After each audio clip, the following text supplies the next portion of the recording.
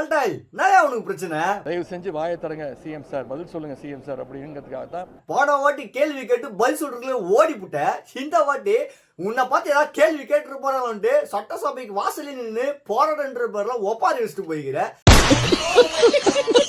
மக்களே, இந்த பால்டைல பார்த்தா கேள்வி கேட்க போறோம். டிவிக்கு அப்டேட்ல வேணா பேஜ் ஒரு ஃபாலோ பண்ணிக்கிங்க. யோ, கேள்வி கேட்கறதுல இங்க பிரச்சனை இல்லையா, ஆனா யாரு கேட்கறன்றதுதான் முக்கியம். ஏன்னா நீங்க ஆட்சிக்கு வந்த உடனே சொன்னதை செஞ்சு அப்படியே உங்களோட வாக்குறுதியில நிறைவேற்றிட்டீங்க பாரு, உங்களை நாங்க பதில் சொல்லணுன்றது.